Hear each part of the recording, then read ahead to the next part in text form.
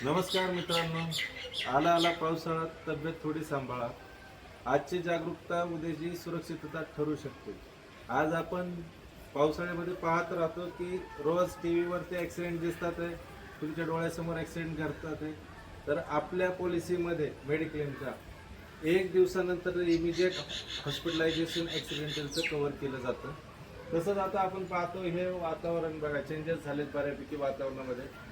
तर आता मान्सूनमुळे प्रत्येकाच्या तब्येतीमध्ये सुद्धा चेंजेस होऊ शकतात.